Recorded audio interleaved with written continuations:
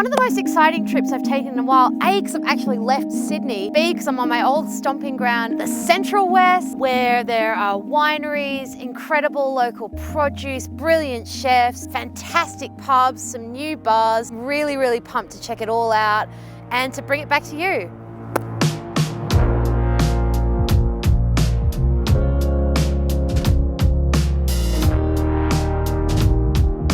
So we are outside Elwood's, which is our first stop on our grand Orange tour, and I've heard amazing things about this burger. Apparently it's full brisket, which is kind of pretty unusual. It's all smoked. Very, very excited to try it. So let's Started about 4 years ago now. With our cheeseburger, we're sort of proud of that because it's our own cheeseburger. We've put a lot of work into it. We smoke our cheeseburgers for 40 minutes, low and slow over imported oak pellets. It's been a work in progress for quite a few years, but we like to think that we've nailed it. I'm sure there are a lot of other places around Australia that do smoked burgers and stuff, but with our blend, the way we do the mince and all those sorts of things, we do like to think that they're pretty original.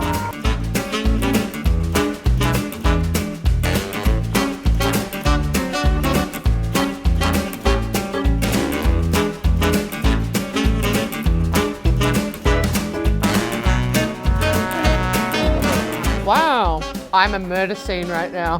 What a burger! That was outrageous, and I would go again, but we have a lot of other eating to do today.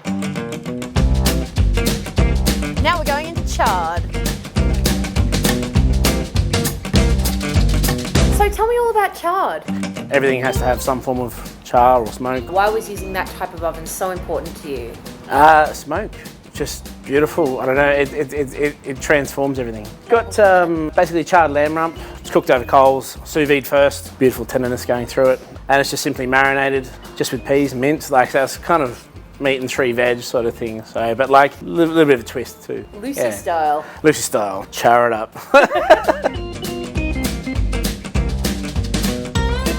Incredible local produce. We've got like a festival of mint, some beautiful local lamb, some tiny pickled onion petals. I'm just going to go in. It's really quite an incredible dish.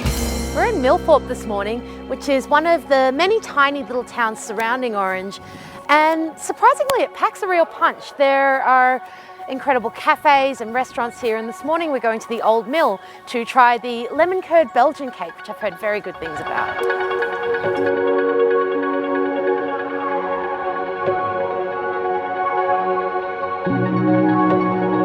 This is the signature Belgium, the Nana Miller signature Belgium. The Nana Miller. This is a fresh batch of lemon curd made this morning. Now we're going to pop some fresh passion fruits in too. I bet there's like a lot of time that goes into getting that right.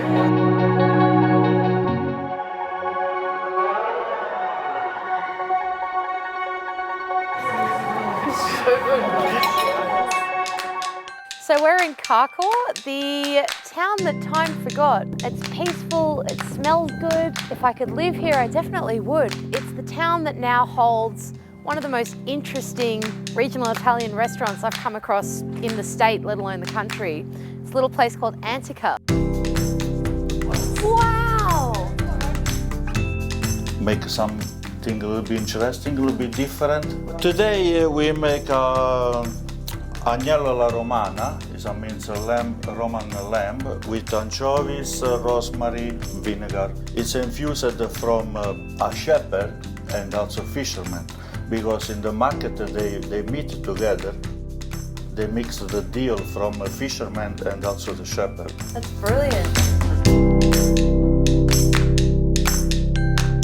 The way that the salty richness just meets the tenderness of that Cara lamb, so good. Every single thing in this restaurant has a different story, from these plates which tell the original story of Rome to these beautiful ceramic wine mugs, because they refuse to use wine glasses because this is the way that the wine was always served in the region that these guys came from. I really can't wait to come back here. Been here for about 7 years now. We like to support a lot of local businesses. We have a lot of local produce. We've got a store that has jams, chutneys, relishes, beers, wines, all that sort of stuff. And then you can walk into the cafe and then enjoy some of our freshly made meals. We've got a Buddha bowl on the menu, a few local vegetables and things, and then we utilise a little bit of the local lamb that we can source. I've forgotten how much I like brown rice, especially brown rice with a little bit of lamb and some beef, and then like the big acidic hit of the pickles. Fresh.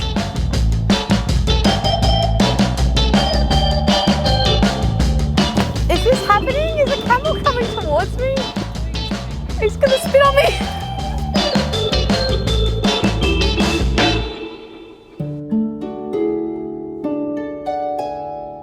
The bakery business was set up 7 years ago, I think now. And then what style of bakery is it? What can we see here? It's based on our travels, living in London and travelling through France and so on. So it's a patisserie that does bread, not a bakery, I guess. I hear you've got a hell of a pie on offer. The beef and burgundy, beef cheek pie.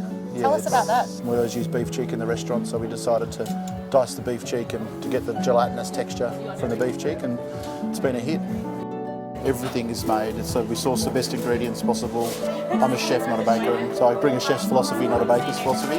But yeah, it speaks in the pie. Oh, that's so rich. Really silky. Like the beef cheek makes a really huge difference to the general texture. Extra mouthfeel, this extra element of super silky deliciousness.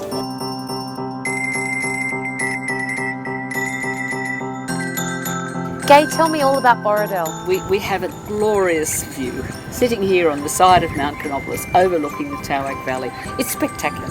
We love it. The lamb comes from Cowra, from Breakout River Meats, like a conglomerate of different farmers who sort of go under one label to sell the lamb that's all from Cowra. It's really good to have that sort of on your doorstep. So we sous vide it 53 degrees for 2 hours, and then we finish it on the barbecue. Got garlic, oregano from the garden, everything as close as possible. Baby artichokes, red onions, got a garlic farm down the road.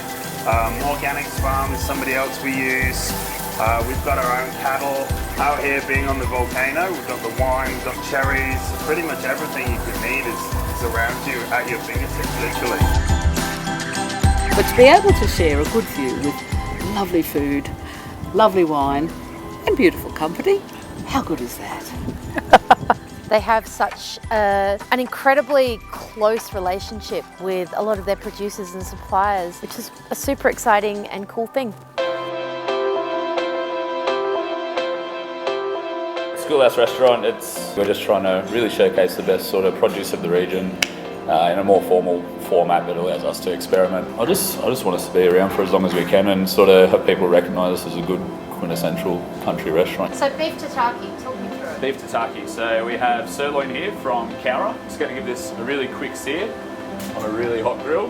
We're just going to slice it up nice and thin. So from here we just plate her up. Pickled onions, so just pickled cocktail onions that we pickle them ourselves. So what do you got here? So here we just got some Parmesan crisp, and then this is our mushroom broth here. Vintage 2019, second warmer month. Yes! Bene. Beef tataki is particularly cool. You get a little bit of the char and you get heightened sort of grilliness, but then you just get this full, you just get the full beef. You get the full beef. To be honest, actually, I was a little cynical when we started out on this trip. I thought that there would be more of a negative attitude around COVID and being stuck in the regions, the fact that it's been drought, then bushfire, and then a pandemic. But one of the most joyful things about the time we've had in Orange over the past few days has been this huge feeling of positivity here about using smaller producers, about this complete collaboration between growers and restaurateurs and restaurants and chefs. The fact that everyone's working together and creating this new and exciting and vibrant Orange that I've always wished for, that's finally arrived. And that's what's good in the hood.